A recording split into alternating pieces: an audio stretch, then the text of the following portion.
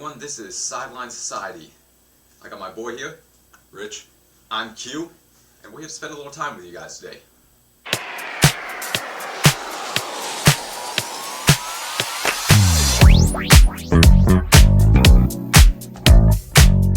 Welcome back. Yep. Alright, what you got? What are we going to start with?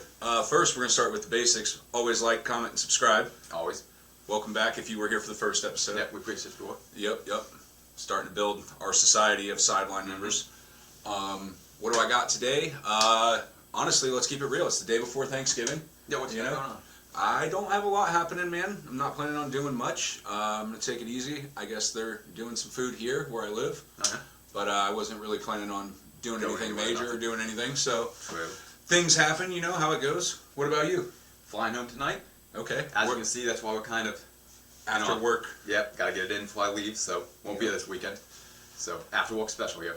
Amen. So, where's home? Pennsylvania. Pennsylvania, Yep. okay. Pennsylvania. All right. Pittsburgh. I'm Florida born and raised, so, you know, that's how it goes. But, anything exciting? Any family members, any Jerry Springer moments going to happen? Anything going down? Or, you know, some cousin's going to get into a fight, or? No, probably not. I don't think my cousin's going to be there. No? So, no. Any particular dishes you're looking forward to? Ooh, definitely green bean casserole. Dude, that's like the only main top thing. tier. The green bean casserole is where it's at, for sure. 100%. So, but moving from that, what are the Thanksgiving games tomorrow? Obviously, Detroit. Detroit and Chicago are playing at, I think, 12:30. And then someone terrible. Like, I think the Giants and... It's got to be the Cowboys, right? I don't think it is. Let's see what the Thanksgiving games are, guys. Yeah, let's look this up quick. We should know these things. We really should. We got the Bears, the Lions, Giants, Cowboys. Oh, and the Dolphins, Packers. Okay, there you go. I knew that's right. They were talking about Thursday night. I just wasn't even thinking of Thanksgiving. Yeah, Thursday. Thanksgiving night. Yeah. Thanksgiving Thursday, baby. But well, let's. What do you think? Let's talk about them. Who do you got in all those games? I gotta take the Lions. I know it's a 100%. divisional game. I know the Bears. You know, I don't know. I'm not impressed with Caleb Williams. Actually, that's a hot take. Not at all. I honestly wasn't that impressed coming out of college. I mean, he has potential. Don't get me wrong, but he's definitely not there yet. No, he is not. So, and then as far as the Giants Cowboys, I mean that's honestly kind of a pick 'em. That might be the most exciting game of the day. Who wants to lose that one more? I actually saw someone online. They were talking about the Cowboys might actually pick up Daniel Jones. Dude, I just seen earlier the Vikings are about to sign him. That'd be I just saw that maybe an hour ago. Because Sam Darnold's blowing out. I mean, don't get me wrong. Let's I don't mean to stay on the phone for the whole podcast, but let's just take a quick look real quick, because I'm pretty sure I just seen like an hour ago. I think I did. They were one of the reportedly about the you see the Vikings are all over him. That's what all the news is saying right now. According to Google and according to my best sources, which are Google, the Vikings might be landing Daniel Jones. It'd be a wild move. You know, I mean has Darnold. anybody? He's balling, but has anybody ever really been sold on him? I know he's the previous first round pick. You know, the chosen one that became the frozen one. You know, he was seeing ghosts out there. I remember watching that game. Yeah, well, he was for sure. He was looking scary as fuck. Threw like 4 picks, some shit like that. Super funny, but I don't know. He's balling though. He's doing good. I mean, granted, he has Justin Jefferson as his top receiver, so. Yeah. It's hard to not look good when you have him. Yeah, that's true. I mean, he looks good, though. I could more realistically see, honestly, the Cowboys taking Daniel Jones. Because it seems like a better fit. Dak is hurt for the season, I'm pretty sure. And all they got is Cooper Rush. They just signed him again, didn't they? Yeah. Dak? I mean, he's their long-term, right? Yes. They got him under a newer contract, don't they? I'm pretty sure. Feels like every time they sign Dak to something big, he gets hurt. That's like the last time he got hurt pretty significantly was right after his last contract sign, I remember. Yeah, it was. You know, typical Cowboys, geriatric Jones. Yep. But that's the only thing, yeah. I mean, I feel like if a team signs Daniel Jones, like the Cowboys, are they giving up on Dak at that point? Or is that like a this year fix? Are they at least willing to consider giving up on Dak? Yeah. Like, I'm not saying Daniel Jones is by any means better than Dak. I'm just saying, like, if you sign Daniel Jones, is that a cue that you want, like, a QB competition come next offseason? Here's an interesting perspective. Not saying, building off of not saying Daniel Jones is better than Dak, but is his potential, is his ceiling better? I mean, if Danny Dimes puts it together in a year or two, do you want to be the team that missed out on him? It is true. Is his ceiling higher? We know what Dak is. We know. We've seen it in the play. You can't tell me. We all know. We all know Dak's not that guy. He's good. That boy good. Not when it counts, though. That boy good. But, management, time management. Boy, I watched a game in the playoffs a couple years ago, not meaning to get into a whole conspiracy, but about the NFL being rigged. I swear to everything, the NFL wanted Dallas 2 years ago in the playoffs to beat, who was it? I want to say it was the Bucks or somebody. I can't even remember who it was. It was just a few years ago. Yeah, but man, it was. They couldn't win that game. No, the Cowboys can't. They can never win in the playoffs. It's been so long since Cowboys have won a playoff game. It's wild. But no, I mean, I don't know. I mean, look at Saquon Barkley, for example. Mm-hmm. Not saying he was by any means washed up when he was with the Giants, but he left New York, goes to Philadelphia, and his career is just taking off. Granted, he did have really good years with the Giants too, and I'm not saying by any means. Seemed like he was starting to fall off, though. Exactly. He was starting to look a little washed. So, maybe it's just the Giants. Maybe Danny Dimes will leave, find a spot and go off. In our previous episode, we talked about dysfunction being rampant within an organization. And, we talked about trying to come from the dysfunction, but an organization that's been, a perennial, well-ran organization such as the Giants, they do seem to be starting to fall into dysfunction. They do. And it's one of those things, it's so hard for a team that's so long been dysfunctional to fight back from it. But I almost wonder, is it even such a crazier and harder accomplishment to be a team that's so well run and then to fall in to that? I don't know. The Giants just seem like they're on a downward spiral. Same as the Cowboys. 100%. The Cowboys are just on a downward spiral at this point. That's the other thing, though, with the Cowboys picking up Danny Dimes. So here's a question. With Dak, even when Dak was playing on the field for not hurt, they did not look very good. Not nearly what people were expecting of them. And even Jerry Jones said he was very disappointed in the performance of the Cowboys. So, isn't he every year, though? He is. I mean, let's get real. But usually he waits to the playoffs to be disappointed. That's true. So here's a question. Even Dak, when he was playing, he wasn't looking that great. Are they trying to find a new quarterback? I think they're open to it. Or at least off-season competition. Maybe get a spark going. I think they're open to it. I think, how old's Dak? He ain't young no more. He ain't a young, blossoming quarterback. He's in the middle of his career. We know what he is. No, he's got to be close. He's got to be pushing 30 at least. He's at least 30. 28, 29, 30, somewhere in there. The guy's been in the league 7, 8 years. I would imagine. Yeah. Ezekiel Elliott's had a whole career now, and they came in the same draft. Yeah, that's valid. So he's been on different teams. Yeah, Zeke's back. He done came back. They had a homecoming for it. Yeah. Zeke's lived 4 lives. Yeah, so I feel like Dak's been around longer than maybe people recognize, and I do think the Cowboys. You as a football organization, as much as we get caught up with players, you do always have to be thinking of the future. And at this point, you got to start looking into Dak's past. What have you delivered for all the money you've been paid and all the hype?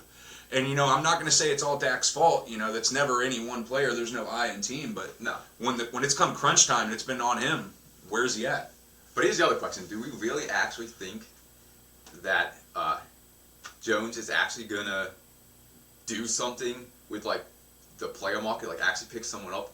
He's always willing to make a splash. He never picks anyone up though in the trade market. Not in the trade market so much. No. I feel like the only real the only trade I even know about from the Cowboys is the Herschel Walker trade. Yeah, this offseason, they made no moves whatsoever. Yeah, and they don't develop talent the best. I'm not going to say they don't develop any talent. Obviously they do. They have over the years. They have Micah Parsons and stuff. They've developed talent. But it's almost like the talent they develop are almost can't misses. Like if you couldn't develop them, there would be an even bigger problem. Yeah. Zeke, he came in, everybody knew he was going to come in a top 10 running back in the NFL pretty much. I mean, unless you had a disaster like the Trent Richardson situation where the guy just couldn't read a block. Well, when it seemed like Zeke could probably read a block. Yeah. We don't want to talk about that. Yeah, old Trent Richardson. Still too soon. Is it? It is. Is it though? It is. It's still an open Let us know in word. the comments if it's too Open soon. It's way too soon. But to the point, though, yeah, I think they definitely got to be looking to the future. And if they are interested in Danny Dimes, I mean, then that means, you know what? Let's say they don't get Danny Dimes. Mm-hmm. They've already broke the proverbial cherry of, like, starting to look. You don't go and get Daniel Jones without the idea of, like, maybe he puts it together. Like, you're getting him with that idea that, like, maybe we can get him a year or two into this offense and he's going to put it together. That's what I think. Anybody who's signing him, they're signing him with the idea, at worst, he's going to be a really good backup, but maybe he puts it together. Maybe. Yeah. I feel like that's the idea with signing him. Danny Jones, he is definitely, he's athletic. He can run. He ran, like, what? His top speed? 24, 25, something. Almost something like Arch that. Manning speed out here. He's Arch Manning speed. So, he's definitely athletic. He has that going for him. To my point, though, was, let's say they don't get Danny Dimes, and does that mean, are they possibly open to drafting a quarterback? Does that open up possibilities at Dion and Dallas, Shedeur? Shedeur could come Boy, you bring Dion into Dallas, he won a Super Bowl there. That would be pretty wild. Prime time, baby. That would be a wild move, and I feel like Jerry Jones and his geriatric state, he's got the money. He does. He's got the money. They do. So I feel like he could lure Dion there, especially if they drafted Shedeur, and if they're already, testing waters maybe with Daniel Jones, maybe they aren't as locked in on Dak for the future, especially after the injury and the lack of playoff performances. 100%. At some point or another, you got to look. You do. I mean, eventually, if it's not working, you got to figure something out. So. Yeah. But and then the Packers-Dolphins game. I mean, who I'm rooting for is the Dolphins. Yeah. I believe they're in Green Bay, so this is in Tua. They're making a big point about Tua being 0-7 below 40. I think they're saying he's taking cold fucking therapy, this and that. What's he doing, cold plunges? I don't even know. They're saying stuff. Yeah, that's just like my boy took judo training to try and avoid concussions, and look how that went.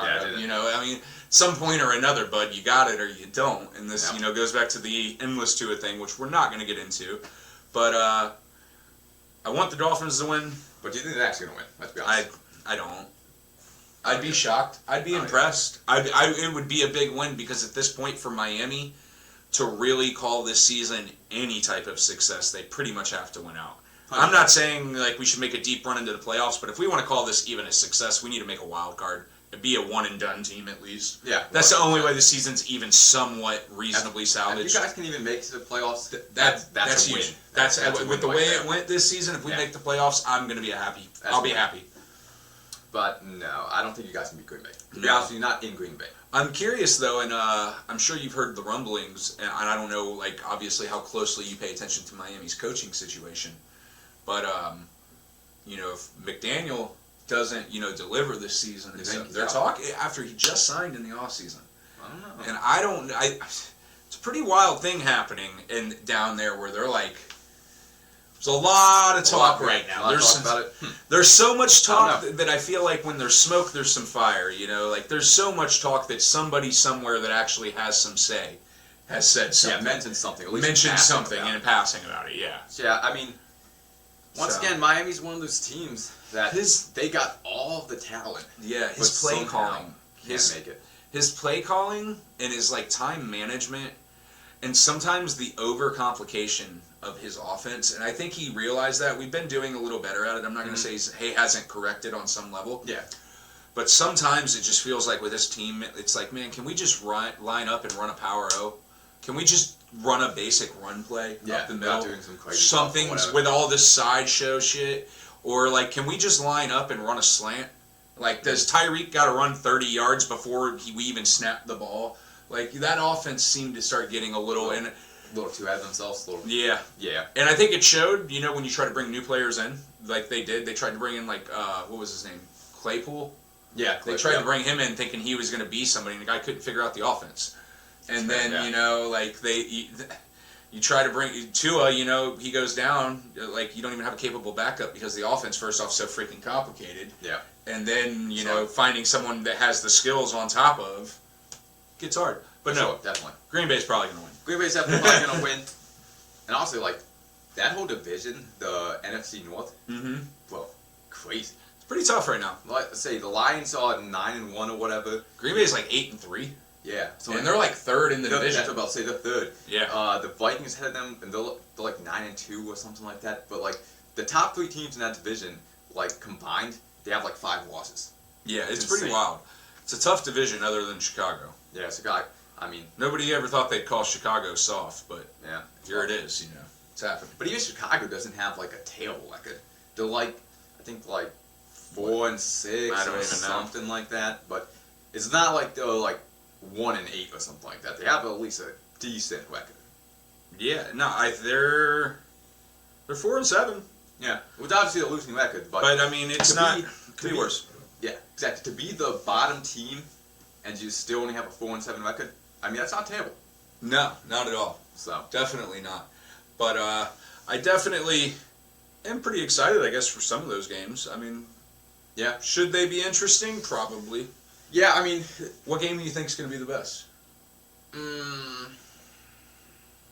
Honestly, maybe the Miami Green Bay game, depending on how y'all play in the cold. Because at least you're the 2 teams that both have kind of high-flying offenses. Let's put it that way. Yeah. Green Bay's pretty solid with Jordan Love.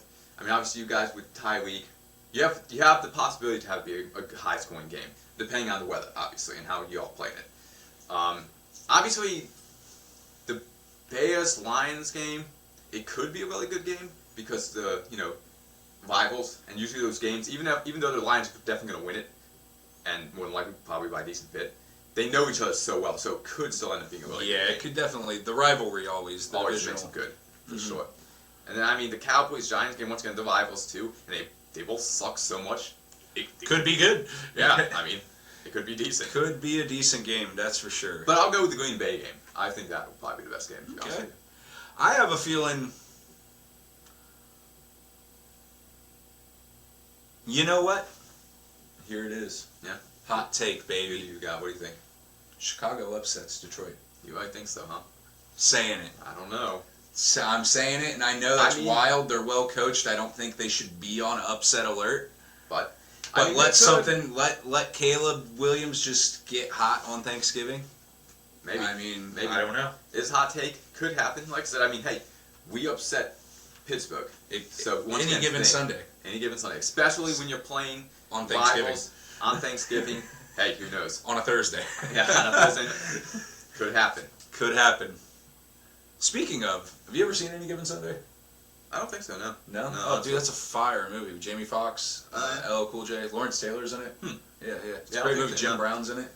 Interesting. You ever heard the stories about Jim Brown? Has anybody ever heard those stories? What stories? I could be honest with you. No.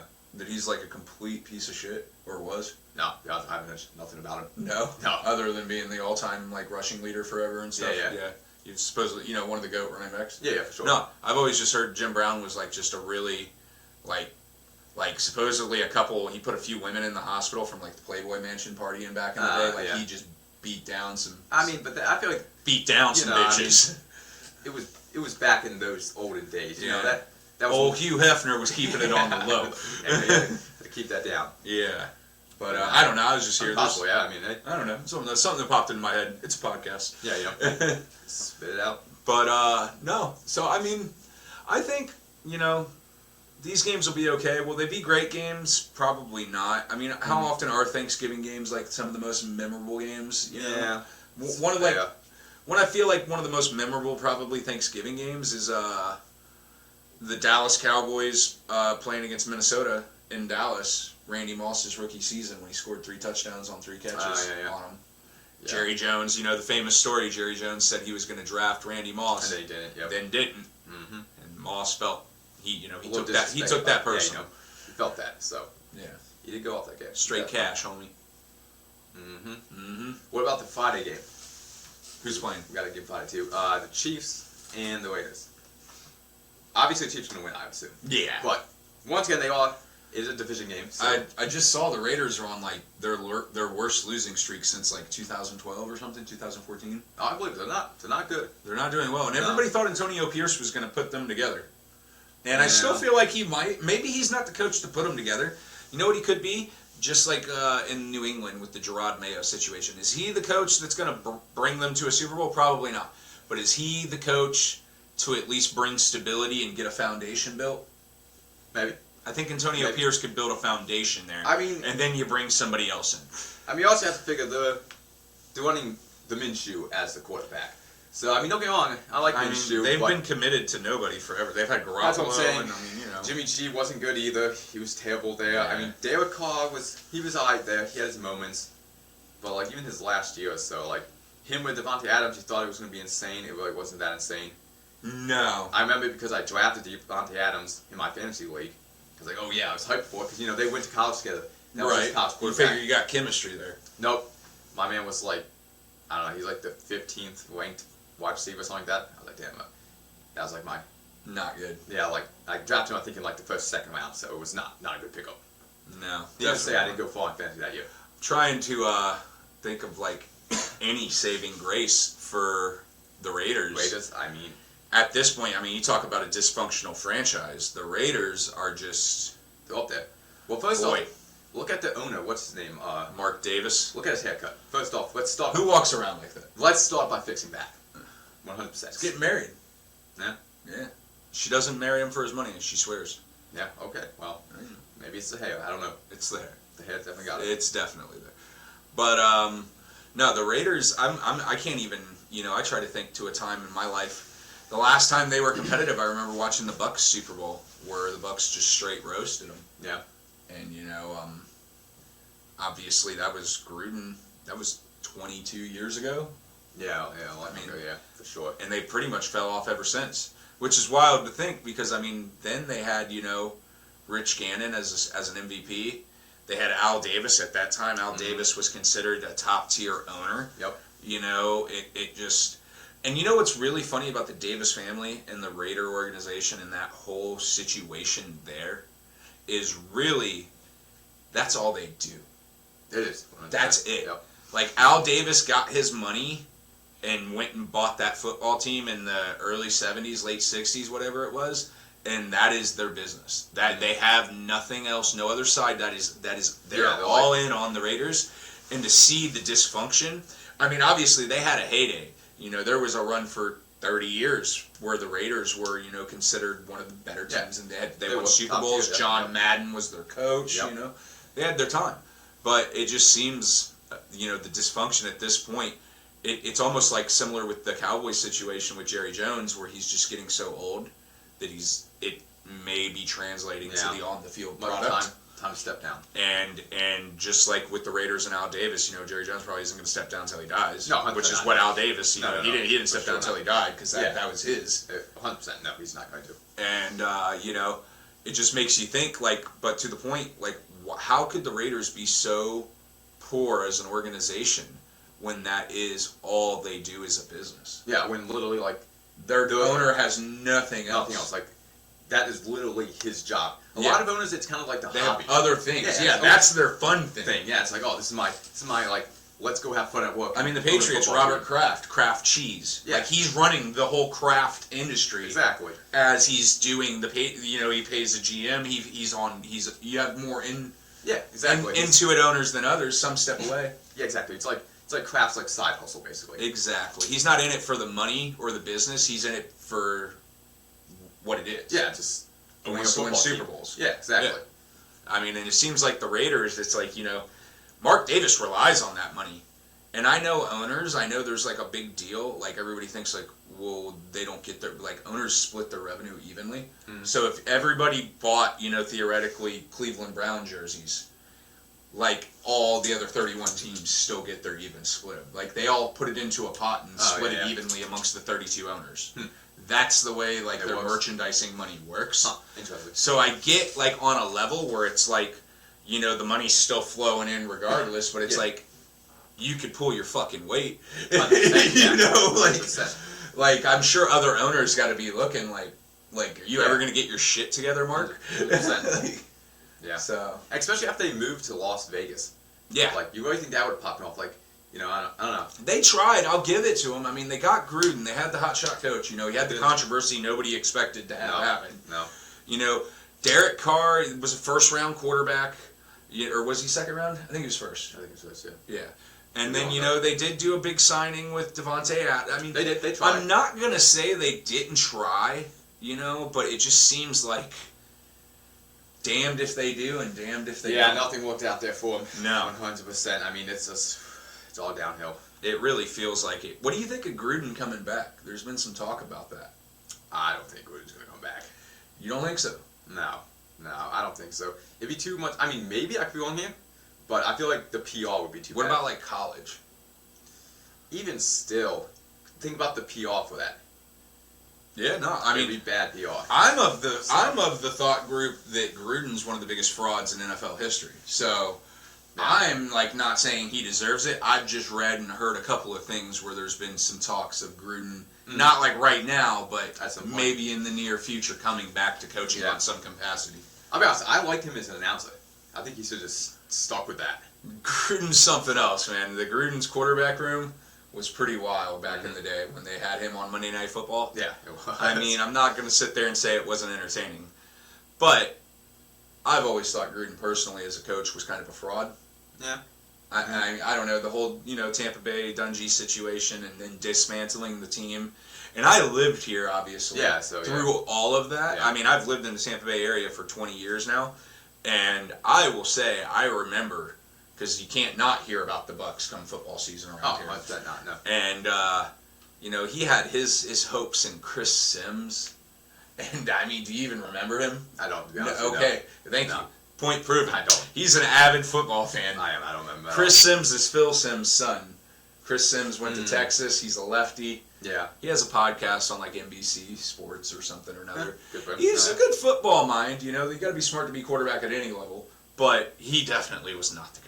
No. Oh my God, it was rough. He's so bad you don't even know who he is. Yeah. So that speaks something to it. But no, I've always felt Gruden was not really as good as coach what was portrayed. Yeah. So what do you think about Bill Belichick, though? Do you think he's going to come back? I mean, obviously he's... I don't know. He's 73. Mm-hmm. I think if he comes back, it would be like a Dallas situation. Like a team that's already kind of primed, kind of almost there, and just needs that Belichickian type push. Discipline, do your job. We've all heard it. Yeah. We've all heard it. We've all watched Julian Edelman on YouTube. We know. So, I think maybe in some capacity he would on that level. I don't think he'll ever come back the way he was in New England as like a coach / GM. Yeah, no. I don't think he'll ever be that again.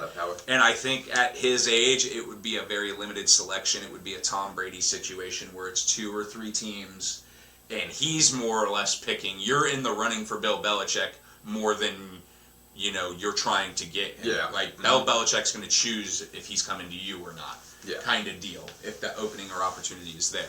I feel it. So what do you think? I mean, what's your opinion? I mean, I'm sure he will get a job somewhere because obviously, he's a great coach. No one can say he's great, about that. But debatable. Some people debated, was it Tom Brady? Was it him? Was it combined? Just saying, without his record, I mean, I'm not going to say Belichick's a bad coach, but I don't know. I don't know. Just because of his legacy, I'm sure someone will give him a shot. Absolutely. I would imagine. Granted, he didn't get one this year, and he was looking, I would assume. I don't know. Was he? Do you think he was? I feel like he was taking a year. He might have took a year off. I mean, he obviously started doing like he's on like Pat McAfee now. He's on a few things. He's on like Fox or something like that. Yeah, he's on a few things. He's doing some things. Yeah, he's making the moves, but that's kind of what I'm wondering is if now he's going to enjoy what he's become. Maybe he left. Sometimes we kick and scream, but then in the hindsight, we're like, man, that was the best thing for us. And Belichick. I see him on McAfee and stuff, and he's having a good time. He's a lot more chill now. He cracks a smile, a joke. He talks a little smack sometimes. I mean, he's got a 22-year-old girlfriend now. The dude's got a hotter girlfriend than you. Yeah, so, he's got money. He's got the legacy. It's not like at this point you're really just going for Shula's record. Pretty much, yeah. At that point, because like you said, he already has a job outside of coaching. He's got an announcer, so you count his coordinator positions. I think he's got like 7 or 8. He's got like 8 Super Bowls. something like that. Yeah, If you count as because he won like 2 with the Giants as a defensive coordinator. Yeah. So I mean, you count all of his rings, he's got like 8 of them. He does. He has a lot. So I mean, does he need to come back? And if he's having a good time as he is right now, and he's making some money, and I'd imagine he's having a good time. You know, he ain't got to actually think about the game. He can think about that 22-year-old stripping down in front of him. 100%. Why would he come back? It's funny. It'd have to be the right position.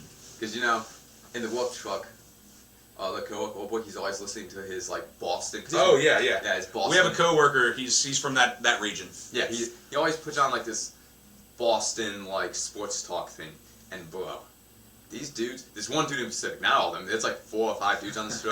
This one dude, I think he's like the head kind of like broadcaster. Bro, every single time, randomly, he just starts roasting Bill Belichick. Does he really? Yeah, every single show for having a 22-year-old girlfriend. Like, he just starts so roasting jealous. him. Dude's hating.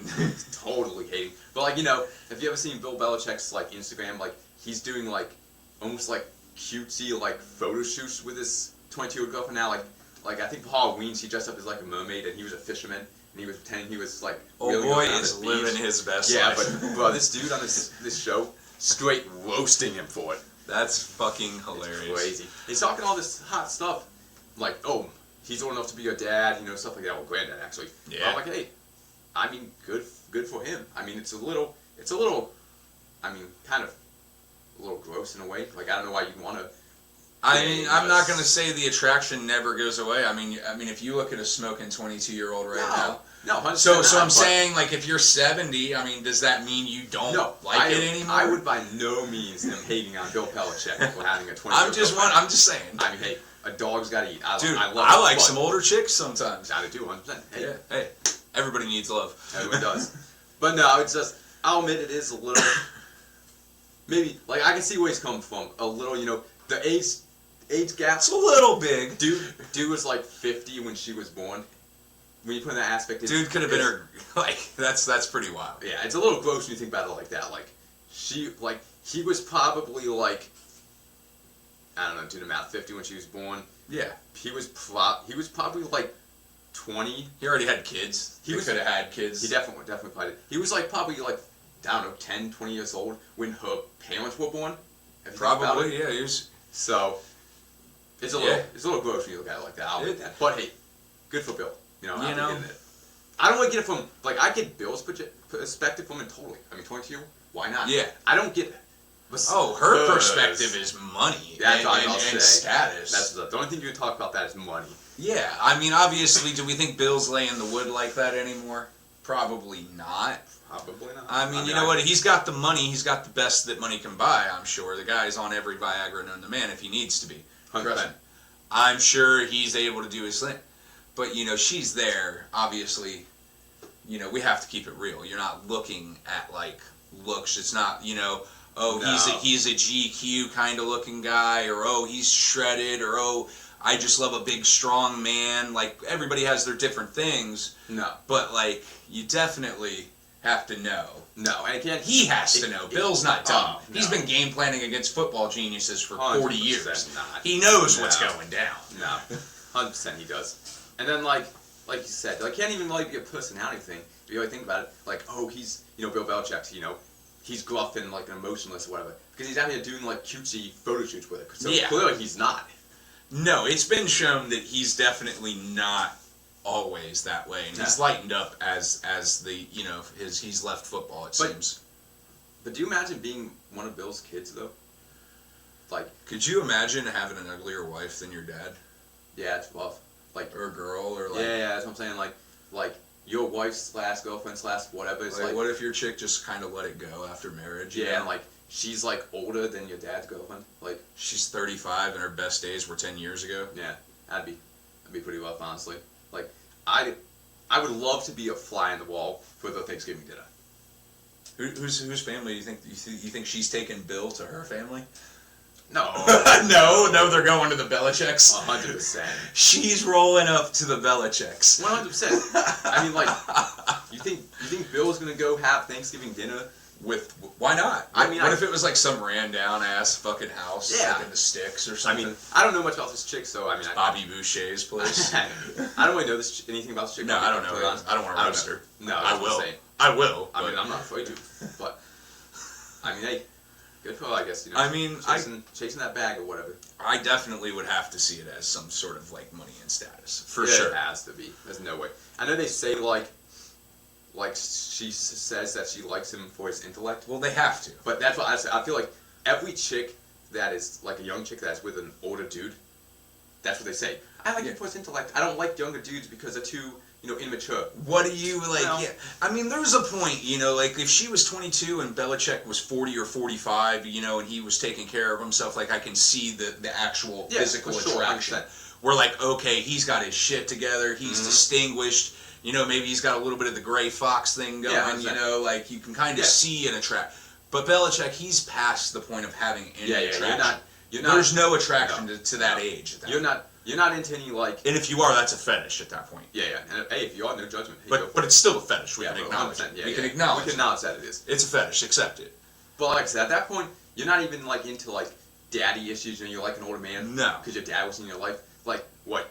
Your grandpa wasn't in your life? Is that what happened? That's she didn't get fucking enough hard pocket candy from Grandpa. I guess, yeah. He said, reach in my pocket, I got some candy for you. No! That's so bad. I didn't think we were going there. As well. Okay. I mean, yeah, I guess it lays into a lot of them. I mean, look at, do you remember Anna Nicole? She married, like, that oil tycoon guy that was, like, 87. She swore up and down she loved him. He left her, like, everything, too. Oh, yeah, for sure. I mean, hey. Some of these chicks, I can't hate them. They're getting in. Hey, I mean, hey. You gotta do what you gotta do. I mean, it is what it is. As a man, you gotta earn it. As a chick, you just... Hey, chase the bag. Regardless how you get it. I think Chris Rock said he wishes he had a pussy just for negotiation purposes. Yeah, I think it is. Yeah. It's a pretty good bit. It was. But, no, yeah. I definitely don't see Belichick coming back as a coach. Not unless it's in the really, really right situation. Like I said, it would have to be a Dallas Cowboys situation. It'd have to be... I don't even know another situation that it could be. Something that's already kind of set up. They gotta be within a year or two of actually being really ready to go. Yeah. Within a Belichick year. Yeah, I mean, I would assume the Cowboys. I mean, maybe not, but I would assume Cowboys will probably try to move on from McCarthy. They got to, right? They got to. Like, it's too much. McCarthy is too comfortable being like just okay. Like so was Jason Garrett there forever. Remember him? He was like 8-8 forever. But McCarthy was the same way on Green Bay. I know. He was okay with being just okay. Like, he did good enough to generally not lose his job, and that was it. I think that's why Aaron Rodgers didn't like him. Oh, 100%. For sure. What's up with the Rodgers situation, by the way? What do you think he's coming back next year? You hear the talks? I know you've seen it. I have. I don't know. I mean, he's not looking very good. And the Jets, low-key, the Jets actually have a pretty solid team. They keep saying that, but I don't see it. I don't And either. maybe that's Rodgers' play. Maybe that's just they're a quarterback away, as always. Haven't they been for 50 years? Hey, that's the story of us, too. The Browns, we've always been that way. Quarterback away. Boy, we just need a quarterback. Don't everybody? Since, like, 2002. Just need a quarterback. I got one with Miami, I guess. And I still don't like him. As long as he stays healthy. We'll see. But no, the Rodgers thing, I mean... Do you think he's a little more interested in finding himself per se and the ayahuasca, and is he on to the McAfee every week program, and is he might be. Is he ready to be the prima donna of the NFL media world now? Does Rodgers step away and just start dropping tabs and going on TV? I don't know. I don't know if he's going to come back next year. Like I said, he's obviously not playing well. Things are not going well for him. Or the whole team, really. But I don't think he'll hang it up yet. I feel like he's still... I feel like he might have something to prove now. He feels maybe he feels like he's got something he's got to prove. I mean, think about, like, the way his career has gone since he signed with the Jets. Came out one play, tore his Achilles. Not to sound bad, but some of the funniest shit ever. It's pretty wild. No contact. Took a bad step. Literally the most Jets thing to ever happen to anyone. The Jets definitely got screwed on that one. I feel bad for the Jets on that one. And I do not feel bad for the Jets on many things in life. That was well. So, I do got to say. And then, like I said, he comes back finally healthy this year. He gets Devontae Adams. He has Garrett Wilson. 2 stellar receivers. He's got Brees Hall in the backfield. There was talks at the beginning of the season, like in the offseason, that Brees Hall was going to be like a top 3 back in the league. I remember that. Yeah, everyone was hyped. I remember that. So, and the defense... Obviously not. Their line sucks. Their O-line's not good, bro. Yeah. This is another case of like throwing a bunch of skill guys together and thinking it's going to work if you just have anybody. Yeah. We'll just get a 300-pound guy to block. Yeah, he'll be fine. And it's not. 100%. It's never. And they do have a really good defense on paper, for sure. Is Sauce Gardner that guy? I think Sauce Gardner, he would be a... Does he got that sauce? I think he does. I think he's pretty solid. I mean, I'm not going to say he's not good, but I feel like some people talk about him like he's like the top corner in the league. I don't know about that, but he is good, don't get me wrong. I feel like Sauce, I mean, I've seen some things where people talk about Sauce over like prime Champ Bailey. I wouldn't go that far. Yeah, I wouldn't go that far. He's not even on Revis level. Let's dial it back a little bit. Who, do you got Bailey or Revis? I think Revis for sure, honestly. Oh wow, he's wrong. I think I'm right. You might be wrong. Revis. Champ Bailey, I feel like was way better. I don't know. Maybe not way better. I'm about to say, let's calm down. I don't know if you can get way better than Revis, No, but I think you can be possibly better. They're in the same conversation for sure, if nothing else. Yeah. That kind of goes, you know, who's got the best defense right now in the league? Is there anybody really? I mean, honestly, let's look at the stats real quick. I want to see who's what. Say on paper, I think Pittsburgh does. Honestly, makes sense. But once again, we dog walked them, so you know. All right, let's see. The top, some of the top. Oh, that's not. That can't be right. Yeah, I don't believe that at all. As soon as I saw the phone, I was like, I don't believe that at all. Okay, this one's got you based on just yardage. Eagles are number 1 at 274, Titans at 276, Broncos at 296, Chiefs at 300. That's just yardage. Yeah, that's not points. Per game, I will say. I mean, I don't know if that's an accurate representation. Yeah, I know. I feel like I don't know. Is there any bite in defenses anymore? Is the defense allowed to bite anymore? That's what I was gonna say. I feel like there's not too many like lights out, shut them down defenses. Like no, the last one really might have been like the Legion of Boom. Yeah, they were pretty solid. Like with Richard Sherman, Cam Chancellor, all of them. Who was the line? I can't remember the linebacker. I don't know. I can't remember. There was a linebacker there, probably. It was for sure. I know you're talking about it. Pretty sure they had a linebacker. I'd imagine at least one probably. But no, it doesn't seem like defense in today's NFL, you know, and I'm wondering if there's going to be a transition back to it on some level.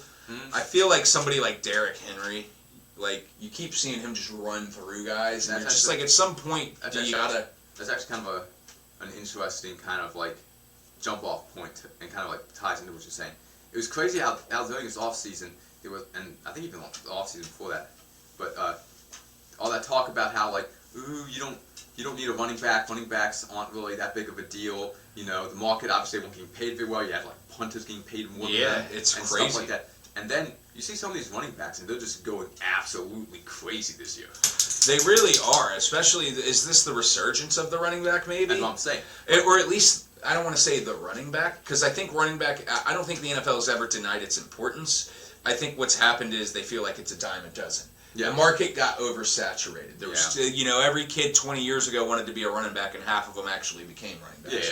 Yeah. And it's like, so it became to. But are we maybe going to come to the point? Are we going to see a resurgence of the feature back? Yeah, maybe. And that's another thing. Obviously, like the passing throughout the entire NFL is like way down this year. It seems. And the running game is ticking up. So. Are we getting back to like grunge football? Does it go cycles? I would love to see some old school smash mouth. Like the 80s again? Yeah, backyard grunge type football, you know, just run the ball. Absolutely. That's pretty cool. I mean, and I feel like, you know, on some level, it has to balance itself out, right? Because when you get too finesse and too speedy, eventually somebody with some strength and power does just punch you in the mouth, and you don't have an answer. 100%. And if we're going back to old school 80s, just run the block, you know, smash it in the mouth. It's not that there wasn't high-flying offenses. No, 100% there was. But to my point, if we're going back to that, does that mean we get, you know, like Legion? The biting defenses again? Yeah, Legion of the Boom type, you know, 2002 Ravens defenses coming back? Like that would be, you know, Are we going to see massive hits? You know, Can we get the Blitzburg Steelers of the '90s? yeah, you know, just big strong backs going against big strong linebackers, Just big strong men smashing their big strong men. Like, can we have this again? Dude, football. It seems like a cycle could be coming. Mm-hmm. Now, obviously, we're at a crossroad with it. Now, it's like, does the NFL really lean into the points and passing and really take it down, where they like start changing more rules in the near future? Yeah. Where I mean, it's hitting a point. Obviously, I think like guardian caps are probably going to become the new norm here very soon. The next few seasons. I would imagine. And my reason being, Yeah. I forget the guy that wore the first winning game this season. Who wore it in game, it was like a Colts player or something. And he said, and he made a really good point about seatbelts. He was like, everybody thought those were stupid when they first came out, too. No, 100%. I mean, And, well, they did. For when seatbelts first came around, everybody kind of thought they were dumb. In like the 40s and 50s. Oh, 100% they did. And like, they didn't even have seatbelts in cars. Yeah, it wasn't even like a requirement. It was like some dude, I forget his name, but like Buick, I think, is the first one. That yeah, they patented the seatbelt, but they gave the patent to everyone. It's like, yeah, yo, they were like, no excuses. We need these. That's like, exactly. You guys can have this patent. Just put it in your cars. Standard issue. Yep. But, you know, does the NFL overcorrect with the passing in points, or do they, you know, lean into allowing, you know, maybe some smash mouth again? Yeah. I don't know. It's good. I would say, I don't know. I mean, like, you think if we start running the ball more and getting away from passing, to be honest with you, I feel like you might actually drop down the amount of injuries per season. That's a good point. The passing, a lot of it's when you got a guy running full speed 40 yards downfield, and then the collisions. Yeah, and he's not paying attention. His eyes are up. He's locked up on the ball. I feel like that's where a lot of injuries come from. Yeah.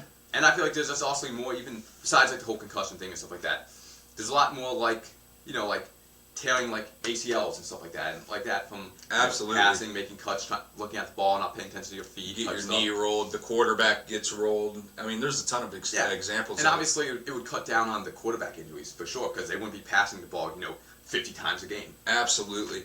I wonder, like I said, with the Guardian cap coming back, will that make teams more inclined to run if concussion rates can go down a little bit? I think a lot of the scare is like, if you look at the old highlights from back in the days of, you know, rumble and tumble fucking football, you know, there was a lot of helmet to helmet and head to head. There was. I mean, they used to teach running backs to run with their head down. 100%. They used to teach you to tackle that way too. Yeah, it's like, you know, like, and they just started changing that in the last 15 years with like heads up football, they called it, and stuff, like teaching them to keep their head up. Well, I remember even when I was like a kid playing like Little League football, that's how they taught me to tackle, was with my head. Yeah, and like, lead. Yeah, like that wasn't that long ago. I mean, I'm not that old. No, 20 years. Yeah. Yeah. So I mean, it is. I mean, that's what I mean. Up until the last 10 to 15 years is really where they've started to really care. Mm-hmm. It is. So it's like, I understand maybe the overcorrection on some point initially, but now it's like, do we kind of bring ourselves back now a little bit? Yeah. You know, and allow. We got guardian caps coming in. Players are starting to it's gonna become more and more common every season. 100%. Especially if they can make them like better. Look so, because don't get me wrong, I understand why they players look whack. Yeah, I understand why players who want to have swag when want to wear them, because they do. They look kind of goofy. They make them, if they just make them a literal part of the helmet, where you almost have no choice because it's literally a part of the helmet. Just make them look better and make it look a little better. I don't think anybody will have a problem with it. No, you know, you almost make it like a gym mat around the outside of the helmet or something. I don't know. Yeah, and honestly, I feel like I don't know why they don't have something like that. I feel like I think for so long it just. Nobody said anything. It's a tough guys sport, you know, and tough guys never said anything. Yeah, for sure. And you know, I think it's just finally after so long we're really starting to see the residual effects. You know, the Junior Seau situation, things like that. We're really seeing it now. I mean, I've seen where like Troy Polamalu even, you know, he's sat there and said, people have asked him like, how many times did you get that feeling where you like had your bell rung, and he's like, psh, every game. Oh, he's like, what do you even mean? Like, you like that's and why would he ever tell anybody? Because then he'd be taken out. 100%. And you get guys like that. You can't protect people from themselves. No, you definitely can't. No, that's true. So, I don't know. We'll see if the run game comes back with Derrick Henry and stuff. Hey, it'd be pretty cool. It would be. I would be excited about it. Speaking of like high flying offenses. What do you got as like one of the better offenses? Who's your best offenses? Is it the 07 Patriots, the 98 Vikings, the Chiefs of modern? Who do you really think's, you know, got that offense historically? historically. Just I mean, obviously you're going to probably be in the last 30 years more than likely with modern offenses. Greatest show on turf. I mean, to be honest with you, I mean, I like, can you not say like the 07 AOA type Patriots? Just how many Super Bowls they have. Because I don't know. I guess I don't know if you can. They didn't win the Super Bowl that year particularly, but that offense was. It was something. I watched it. I remember watching that. For sure. And the Chiefs, I mean, yeah, the Chiefs are super good. Maybe not this year though. No, The not Chiefs, this year's Chiefs offense does not look that good. What about the this year. Chiefs like 3 years ago with Tyreek Hill? I mean, that was a pretty crazy offense. That's we're talking historically. It ain't got to be the current, you know. No, So, I know. That's I don't know, man. The Patriots are kind of a hard. They had a pretty nice offense, They man. did. They had Lawrence Maroney too. They had a decent, like everybody remembers, like the passing, for good reason. But I mean, they could hand it off here and there when they really needed to. It's not like all they did was throw. Yeah, but here's another little side note thing. Who do you think's better, Gronk or Travis Kelce? Gronk, Yeah, the same. like undebatably so. Yeah, same. I think Travis Kelce is, probably faster. Definitely, he's probably a better route runner. 100%. Probably a little bit more skilled in a weird sense when it comes to like receiving and stuff. I'm gonna say Gronk just had great hands. Like, and I think I'm a firm believer. Catching is kind of like speed. I don't think you can really teach it. You kind of can catch or you can't. Yeah. Like motherfucker Butterfingers. You can improve on it for sure. A little bit. Just like with speed, you can maybe get a step or two. Yeah. With some training, but like in reality, if you ain't fast, you ain't fast. If you can't catch, you're playing defense. Like that's He'll be a corner. Yeah, that's always been the story. Yep. But Gronk, he had great hands. I don't remember. I mean, I'm not gonna say he never had a drop, but I don't remember him ever particularly having a big drop or a well-known drop. He was definitely pretty reliable. And then as far as just blocking, I mean, he's a great blocking tight end, far better than Kelce. Kelce's almost like an oversized slot receiver. Kelce is basically just, let's be honest, he's basically just a wide receiver. So he's an oversized mismatch, like, in that way. Like, I think we even talked about this a while back, how, like, these new era of tight ends. Yeah, George Kittles and... Yeah, like, back, like, 15 years ago, they would have just been wide receivers. They would have been like Megatron. Yeah, I feel like... receivers. Or even, like, there's so many others that I think could have, like, maybe benefited from this time as well. Oh, 100%. With tight end play. But definitely Gronk. Gronk's definitely the more powerful player. If it wasn't for injuries, Gronk would probably statistically be the greatest tight end of all time. Probably. Yeah, I'm not going to say the injury bug didn't get the guy, but when he played. Yeah. I mean, what about you? You said you have... No, I have Gronk. I was just curious. Now, like, historically, do you take Gronk as the greatest tight end of all time, or would you take a Tony Gonzalez? Would you take a Kellen Winslow? I was thinking, like, I don't know. I mean... Shannon Sharp? I'm sure, to be honest with you, Gronk probably does have most of the records, I would imagine. Yeah, I think I'd take a healthy Gronk over anyone. Yeah, probably. The only thing I will say, which once again, and then this kind of gets to just like nitpicking, so I mean, whatever. You have to sometimes. But would Tony Gonzalez, would he have been a more high-flying tight end if he was in more modern football? Now when we do pass the ball more, now when tight ends, because like back then tight ends can be the featured receiver now. Yeah, for sure, 100%. And back then, tight ends, sure, they were receivers too, but they were more blockers. No, and Gonzalez, obviously there was other big tight ends before him, Mike Ditka, Kellen Winslow. Gates, what's his name? Tony Gates? Antonio Gates is a great one. Yep, he's great. And I was going to say, though, with Gonzalez, I feel like he's almost the precursor. You need Gonzalez when he was for the NFL to be what it is. 100%, yeah. Like Gonzalez, because with those Chiefs teams, you're slightly younger than me, not like crazy younger, No. but a few years enough that you might. I don't know if you remember those like mid-2000s Chiefs teams with like Trent Green and Priest Holmes and Larry Johnson and all that. I don't, not really. I mean, okay, so that's what I'm saying. I'm a few years older than you, like just enough older that I remember them. They didn't have a feature receiver.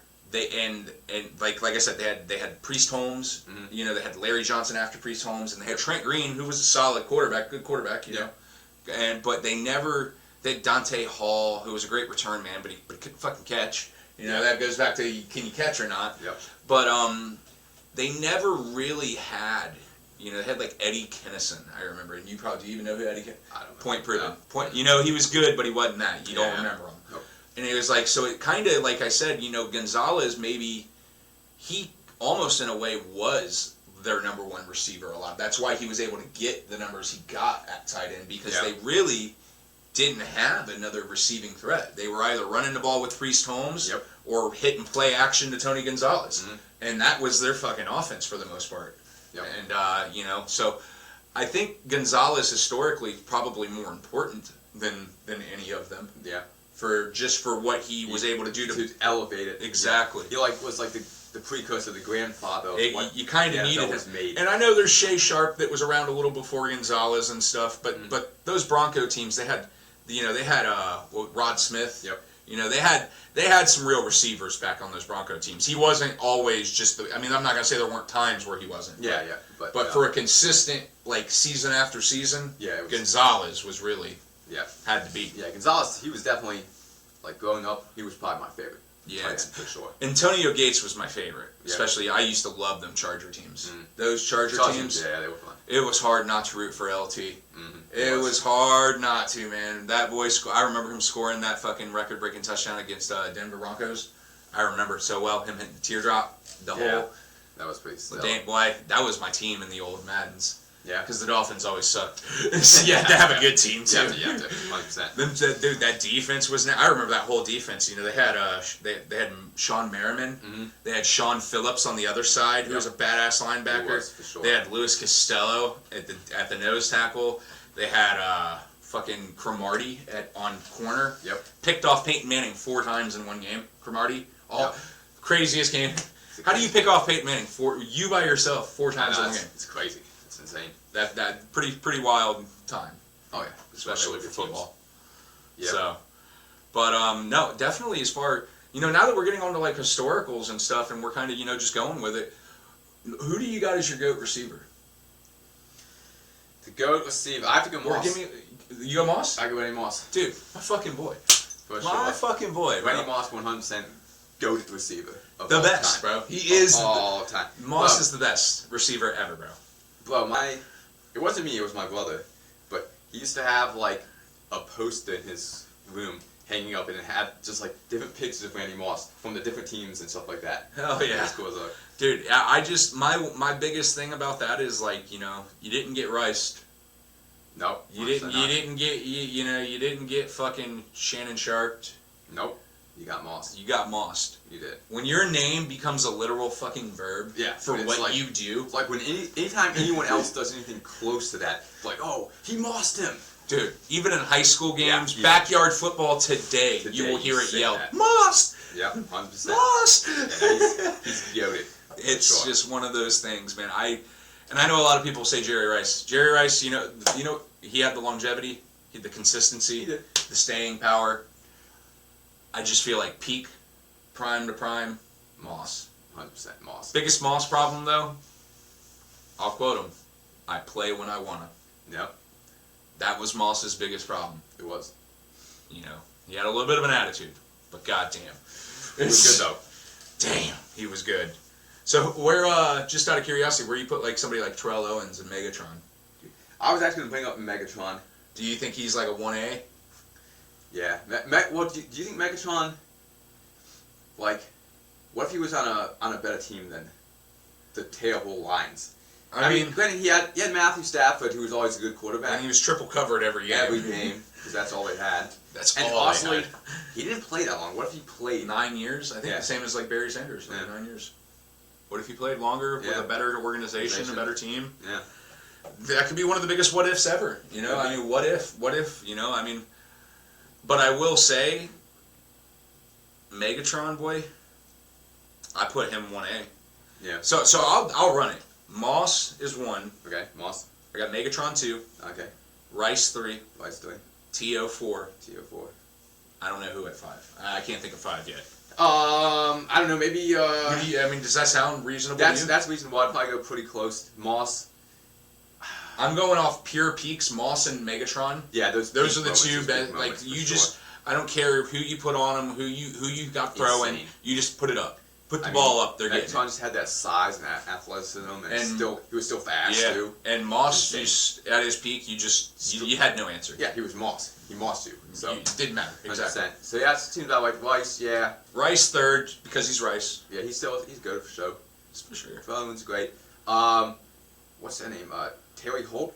Torrey Holt. Torrey Holt. Dude, underrated, forgotten name. It is. That's. But he might be up there. Dude. Or honestly, I'm gonna give it to Julio Jones. Julio Jones was Really? Julio Jones was insane. Okay, all right. Okay. The look you gave me just said, "Yeah, really, motherfucker." Julio Jones was that guy. He really was. I remember his first touchdown with Matt Ryan. He put up insane numbers with Matt Lyon. When Matt Lyon was what was that? They came in the same season, I think. Yeah, but or season after. I don't know, 2000. When did they come in? What was it 2000? 2010, somewhere around there. Yeah. 2011. So that 2000 12, 2013, 2014. Now with The Falcons teams were nice. The offense was insane. Matt Ryan was putting up insane numbers with Julio Jones. Won the MVP that year. They lost the Super Bowl. Yep. Now, like I say, once again, it didn't. The skill did not transfer over into obviously Super Bowl wins, or even I don't think they were even that good into playoffs. But no, they just had their one run. But they were putting up insane numbers in the regular season. They might not have won those games. Yeah. But they were putting up crazy numbers. Speaking of, a really goated Atlanta player, and this is super controversial, Mike Vick. Mike Vick. What do you think of him? What's your take on the whole Mike Vick thing? Not just the controversy, but career, everything. Come here, Pooch. You don't get to talk about this. I got a ball for it. Yeah. No. I can never. I hate to say it. I can't. Deep down inside myself, I kind of love Mike Vick. I fucking love Mike Vick. I can't actually say I like Mike Vick because what he did was super messed up. But God, was he fun to watch, bro? When he was on, bro, I remember when he came back with Philly, bro. That game against the Redskins, now Commanders, bro, insane. And they were talking all that hot shit before the game. Dude. And McNabb was their quarterback for the Redskins. That was that was Vick kind of replaced McNabb. Mike Vick and Jackson, Deshaun Jackson. Yeah, bro. Dude, that first play, bro, just 70 yards or whatever it was. Insane. It was pretty insane. Definitely was. It was one of the definite highlights of me watching football. 100%. As a kid watching that. I watched that live. Yeah, I remember watching it. It was insane. What? It's like, oh my god. I was like, he's back. Oh my god. He did terrible things, but he was so fun to watch. It's conflicting with the Michael Vick situation because obviously of what went down and what happened, but on a pure talent level, insane. Somebody like Michael Vick, insane. I don't even know if we've seen anything like him since. Really, even with Lamar, I don't know if we've seen. Sorry, he's probably dirty. Nah. He's probably just out there rolling around the dirt a little bit ago, but I don't know if even Lamar is quite at his. Lamar's a better passer. Oh, 100%. But the pure athleticism of a prime Michael Vick, it's unmatched. It was a crazy specimen of an athlete right there. No, for sure. And Philly's always kind of had great athletes at quarterbacks. They had Randall Cunningham. Yep. They had Donovan McNabb. Yep. Michael Vick. They did. Yep. Now Jalen Hurts. Yep. They always did have pretty athletic. They're always willing to go athletic when obviously, it comes to quarterback. Besides that, little area where they had Carson Wentz and Nick Foles. Remember Kevin Cobb? Kevin Cobb, you don't remember him? I don't, to be honest with you. That's who Vick replaced. It was McNabb a season before, but then it was Kevin Cobb and Michael Vick, and Kevin Cobb got a concussion. Oh yeah. And Michael Vick replaced him. That was when they were give Vick the start. Yeah, but it's kind of funny.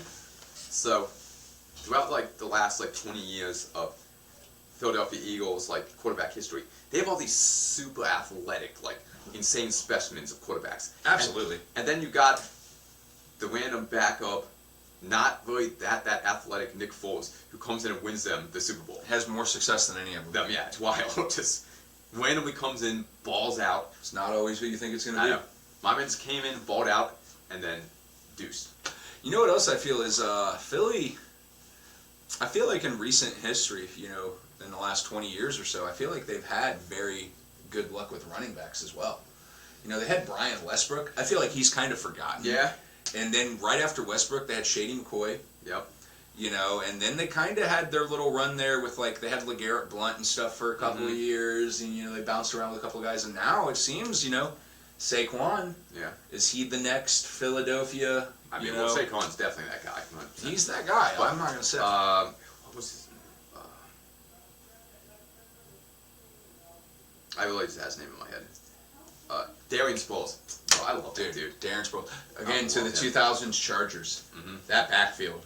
Yeah, LT, Michael Turner, Darren Sproles. Darren Sproles, yes. That's a wild backfield they have. I don't remember when Darren Sproles, when did he retire? It wasn't actually that long ago. He was with the Saints for a while. Yeah, it was only like a couple years ago, I'm pretty sure.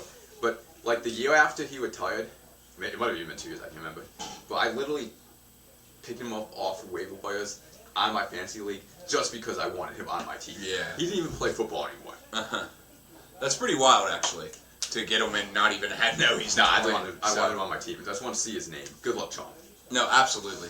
I've done that as well a couple of times. Anytime I've had a fantasy football team, you can tell it's my team because there'll always be a litter of, like, Dolphin players. Yeah. Or I have, like, the Dolphin defense just sitting there, just in case. Like, there was that one time. One time I put him in. One time, I'm like, I like that matchup. Like, go in. Had him all season just for that. Just for this one Carrying game. a second D all year. Just that one game. That's it, you know. But it's funny how humans have their little ways like that. Yeah, little things you want or you whatever. Exactly. It's pretty cool though. All right, guys. So I got another one for you here. Ricky Williams. Ricky Williams. What's your take on Ricky? Like, what do you mean? What's my take on Ricky? Do you know the story with Ricky? No. No? I don't think I do. Do you know Ricky Williams?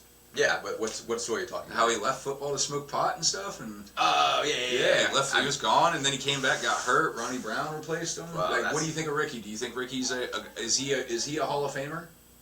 He has over 10,000 career rushing yards. Yeah. I don't Led know. the league in rushing.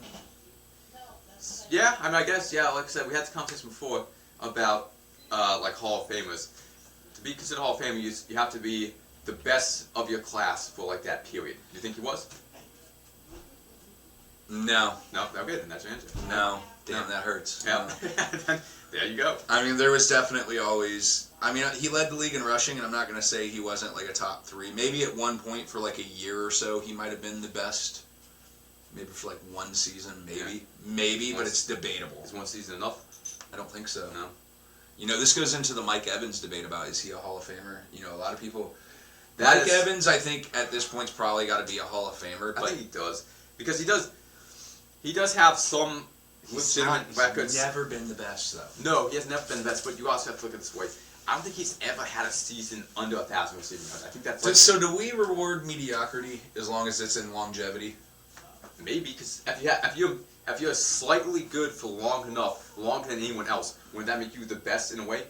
If you stay consistently... I guess the consistency in some ways, that's... stay consistently good longer than anyone else could, wouldn't that in a way make you the best in some kind of way? Well, I guess in that debate, we got to say Jerry Rice is the GOAT receiver. No, because GOAT receiver, that's totally different. We're talking about... Moss had the swag, he has the name, there's different... Straight cash. Yeah, straight cash. There's different things that go into the GOAT talk when we talk about that. All right. But Mike Evans being a Hall of Fame talk. And I'm not saying I know if he should be or not, I'm just saying technically, because the longevity thing does have to come into play somewhat. I think it does. It becomes a skill at some point. It has to, yes, because you maintain that skill level pretty much throughout your entire career. I mean, that's insane. You never had a bad season.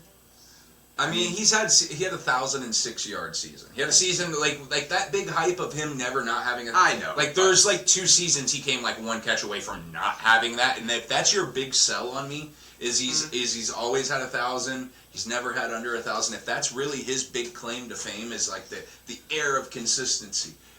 But then there's 2 seasons there where if he had like 1 less catch for a first down, he wouldn't even have that claim.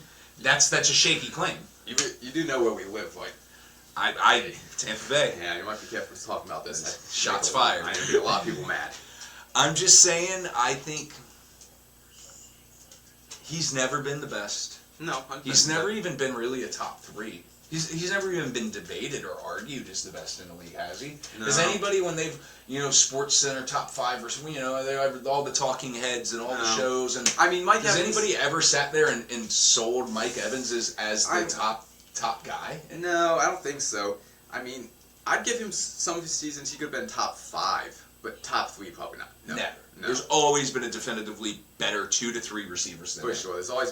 There's 2 or 3 guys that are just that. Better. They're just that. Simple. Yeah. Plain and simple. They all that. He's him, and Mike Evans is not. Yeah, I said it. I'm a short, fat white guy. What's up? I'm saying Mike Evans, But, you're not him. Like I said, you're good, Mike Evans. Don't get us wrong.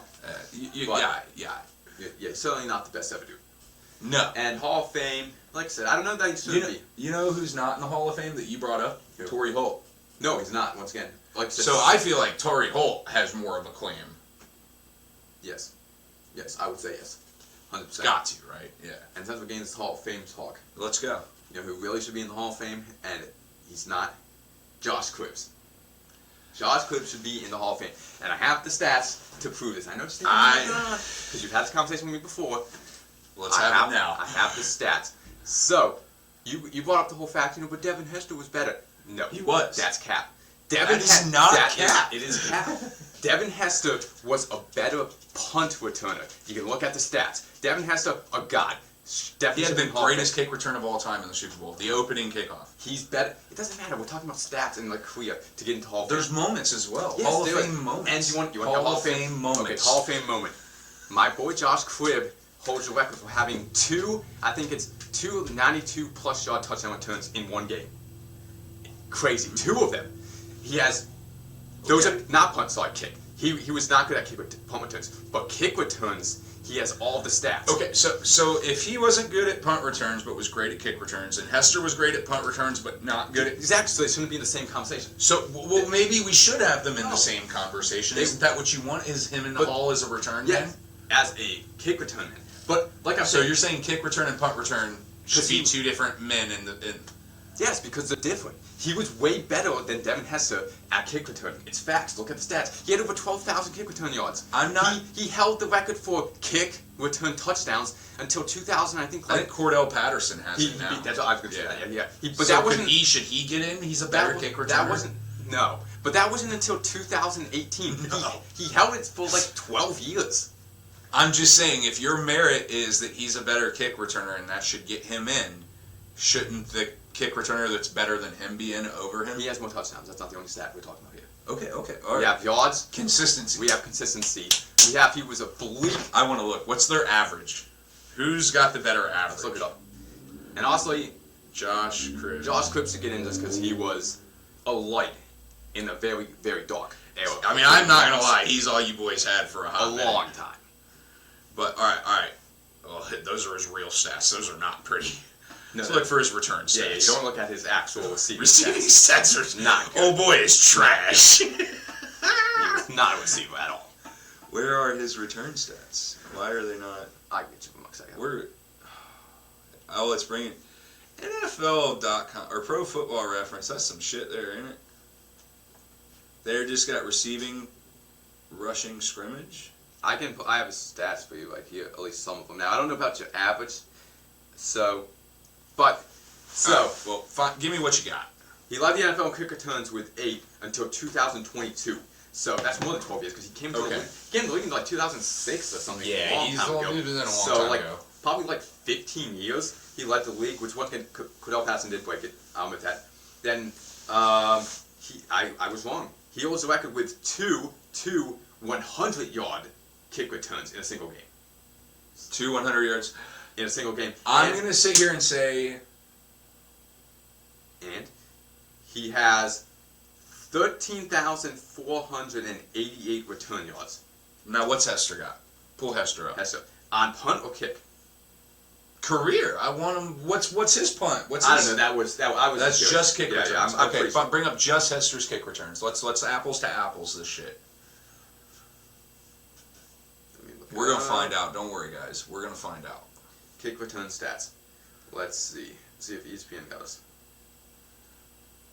What's receiving yards? Terrible, once again. Yeah, Hester was not that guy. No.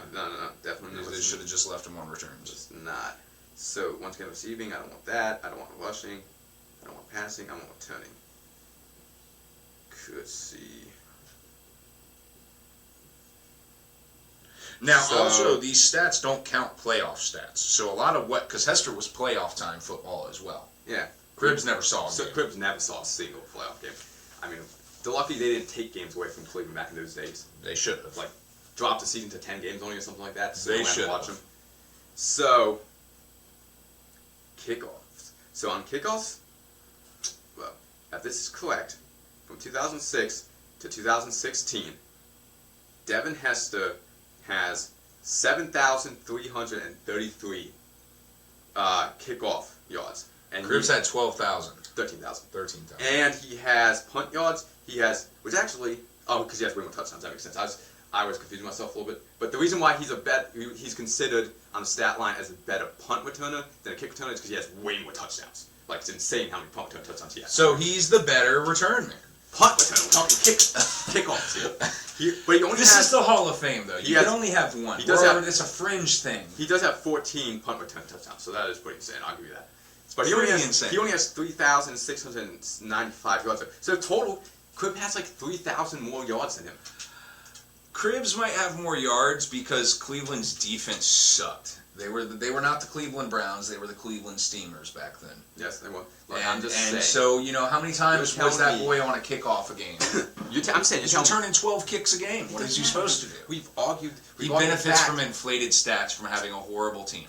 Devin Hester got playoff games, so he got extra games as well. No, but they don't count the playoff stats, is what I'm Right, saying. you're right, So makes that's sense, that. So See? yeah, it could be more actually technically. Could be more. Still, Would be he's more. still the better kick returner by stat wise. And if we're going by the Hall of Fame, should be someone who is the best of the class for a time period. Did anybody ever consider Josh Cribbs the best? He was dynamic. 100%. He was exciting. Maybe you did. He was the best in my Maybe heart all you the time. did. You were the And only just- one, bro. The stats back up what I'm saying. What I feel in my heart, the stats say 13,000 return I yards. feel those numbers in my heart. Yeah, I feel those numbers. Like I said, he led the league for like 15 years in kick return Until touchdowns. Devin Hester showed up, and then everybody was like, "Yeah, who?" No, they win the league at like the exact same time. And That's all. everybody remembers Hester. I don't remember. Yes, they do. Because I'm once just- again, he has flashes. Yeah, he does have like I think like Bro, it's insane. He your does have, boy like, Torrey Hall. Bringing up Torrey Hall is going to come back to bite you. I'm I'm just going to keep bringing him up. he should be in the Hall of Fame too. But Your boy Torrey Holt has a game.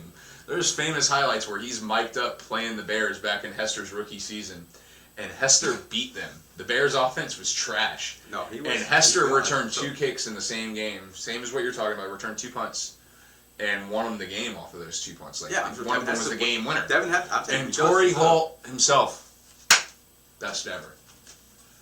He is probably one of the best ever. But I'm just saying, One of, punting, he's the best ever. Punt returns for sure, but we're talking about kick returns. He has the yards, he has the numbers, he held the record for, like I said, I don't even know how long, like probably like 15 years or something like that. Well, probably not 15 years, because obviously he got those Twitch in his career, but still, he held it for a very long time, years upon years upon years. upon Josh years. Cribbs was good, man. Should he be in the Hall of Fame? Let us know in the comments. Yeah, y'all better say yes. That's, I don't think so. He should, 100%. At that point, we start putting anybody in. Ted Ginn gets in. I mean, what are we doing? Crazy. You like Ted Ginn, didn't you? No, but I'm saying crazy for not thinking Josh Cribbs should be in. Like, come on. We got Like, I'm one. not saying We got one in. Devin Hester is the guy. I'm saying sorry. he He should- stands there for all of them. I'm not saying he should be He does. a first round ballot, but he should get there. That's all I'm saying. Maybe on like a real weak year. Maybe. I'm saying he should be. I'm saying he's the best of like any Hall of Famer to go in. Like, oh, he should be there for sure. But he should get there. Like, maybe not a first round ballot, obviously, but like, Yeah. like, What do you? I mean, if T.O. had to wait, yeah. I mean, Josh Cribbs certainly will have to wait. I mean, they made T.O. wait for personal reasons. Yeah, exactly. The NFL just didn't like him at that point. No. But the boy's in there. He is, and so should Josh Cribbs. He should get there one day. I'm hoping. Josh Cribbs in the Hall of Fame. He should be. I don't know about that one, man. Stats say it. But I will lead this into the next segue. Is Palomalu the best safety? Yeah, probably. He's up there. Who you got's better? Ed Reed. Oh yeah. I mean, yeah. I don't know. Ed I don't know. Reed. Palmar did some crazy things. Bro. Ed Reed. You ever watch him jump over the line and block field goals? I That's have. insane. Taking Ed Reed. I mean, I feel it, once again, they're close, but I might go Palomar. If you guys have noticed the trend, I'm picking Miami Hurricane players. Yeah, he's a little biased. Devin Hester. So. He's definitely, see, so your point is invalid. No, you need, no. My point stands stronger off of that very reasoning. I don't think so. I think he's just a hater. I've been known to be at a time or two in my life. For sure. But, goat kicker, you got Phil Dawson from the Browns. I actually have to go Phil Dawson. He was actually. Do you really? This dude, he talks about bias. He was a goat. Phil Dawson. Phil Dawson was a goat. He played for so long. His longevity was there. Was he the all-time points leader for you guys? I think he is. To be honest with you, he probably really is. Kickers deceptively are. They usually actually are a lot of time. Yeah, I know because they score on every possession. They kick an extra point and it adds up. Yeah, they always score. So I know Tucker is actually he's the all-time point leader for the Ravens. Yeah. Or whatever. I want to say Vinatieri is the all-time point leader in the NFL history. He probably is. Yeah. Low-key. I want to say I was Morton Anderson. I think for a long time. I don't know. But as far as big kickers go, I mean, who else do you got other than I would take Vinatieri. The game winner? Yeah. He was, I don't know. Phil Dawson was super good, but... Taking Tucker, though? Or I guess, a lot of people would go Tucker now, I feel like. I mean, Tucker is he's probably one of the best kickers, honestly. What about our boy McAfee? Yeah, he's a punter. But he did kickoffs. Yeah. I guess that doesn't count. Oh, we're talking field goals? Yeah. Game-winning field goals? I was just, yeah. Or just in general. But I was holding it in the same context as, Hall of Fame with the return man. Do you kind of put punt and kick? Do you put the kicker and punter? Do you put them together? I don't know. There's only one punter in the Hall of Fame. Yeah. Ray Guy. He's the punter they invented hang time for. I guess, I don't know. How would you really tell with punters? I guess, how you pin them back, but... coffin corner and them?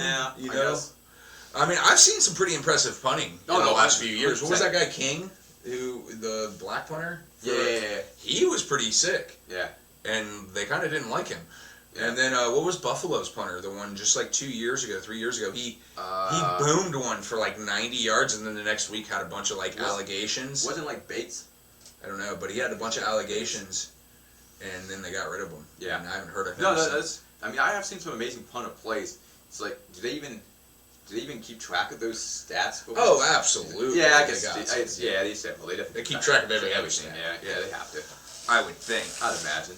I definitely, I don't know. I guess, as far as great kickers go, you got to take Vinatieri or something like that. Yeah, Vinatieri is good for a kicker for sure. But, going into wrapping it up now, Q-Man. Alrighty, well, thanks for stopping by. You guys hit that comment, hit that subscribe, maybe give us a like, help your boys out. Absolutely. This is the after work special. Yep. You already know. So we're out here grinding the day before Thanksgiving. We are. We don't know when this podcast will come out. Probably in the next week or two. I'd imagine. Should start getting consistent by this point. Hopefully you guys are starting to stick around and find things you enjoy. Yep. Hope you guys enjoy it. And we are the Sideline Society. And we'll see you next time. Catch you guys later. Boom.